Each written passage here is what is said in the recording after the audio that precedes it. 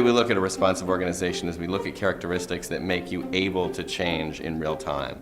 So some of those traits that we've noticed are putting purpose ahead of profit, putting empowerment ahead of controlling people, valuing transparency even over privacy. Because if learning is paramount, then you have to sort of give something up in order to drive that agenda.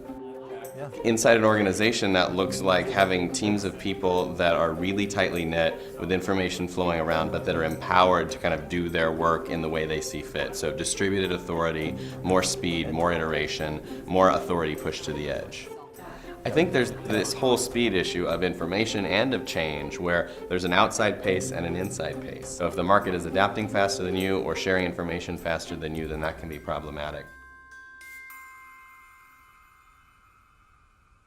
I think the hardest thing about navigating the change from sort of a 20th century to a responsive 21st century mindset is this idea that we don't have control, that we don't know. You know, this idea that planning is no longer a super valuable activity. The faster things change, the less valuable those things become. And so you look at your annual plan from last year, maybe it held up for 2 months, 3 months before something changed and you had to navigate as you go. And I like to think about it as a boat ride. If you were going to take a boat ride across the Atlantic and you had two options, one was to steer once and then wait a year and then steer again, and the other was to steer every minute, of course you would choose the latter. Any traditional 20th century culture has learned to kind of push failure out. It's bad, it's a career killer, it's not the right thing, but that's because they only fail big. They make big moves to try and take big markets, and everything is sort of thought of at scale. Will this scale? Common question. In the new world, you want to do smaller bets, smaller fails, more learning, and so the risk of getting it wrong is much lower. So you actually have kind of this fail to learn mentality, and even the idea or the notion of failure isn't really important as much as the search. What are we learning? What have we figured out today? What does the data tell us? It's not only okay when someone tries something and doesn't work, it also be not okay not to try something. What makes great work is when people have the capacity to go to test out the extremes and to know that they might try one thing and it's not going to work, but it just means that they can find another direction.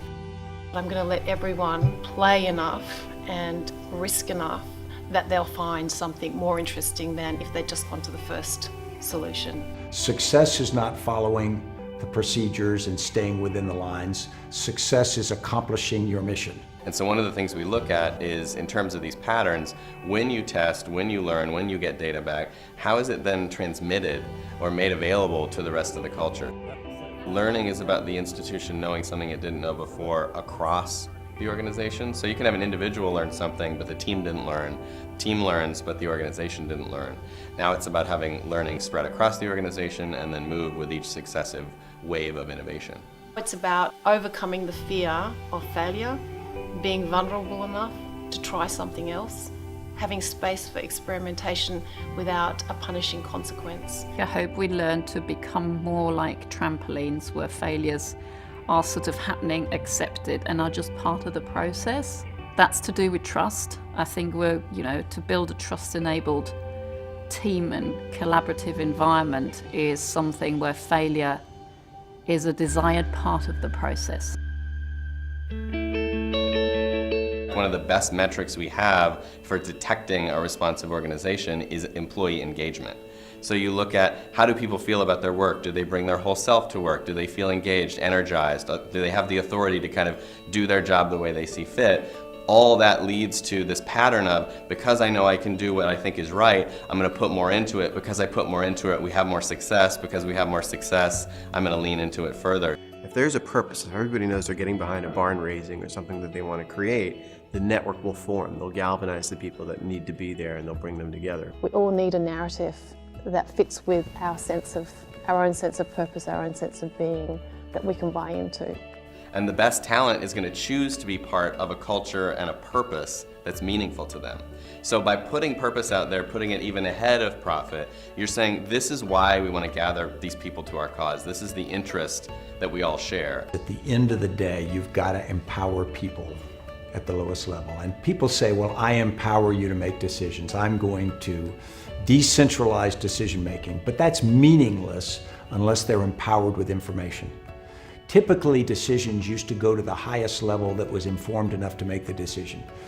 Nowadays, we've got to make the decision down low, so we've got to give them all this information that used to be the purview, owned by senior leaders. We've got to give that to people who maybe before were never given that kind of responsibility. We've got to give it to them, and then we've got to demand that they make the decisions. People say it's frightening and that they'll make mistakes. Well, guess what? Everybody's going to make mistakes. And I found that down the chain, they don't make any more mistakes than I would make at a higher level. The great term that I heard a lot was, you've got to decentralize till you're uncomfortable and then decentralize some more. We find that people from almost any walk of life can kind of come into a responsive environment, very shocking at first, but a few months in start to feel like, wow, this is different, and I like it, and I feel more engaged. So we do think it's a sort of curable condition.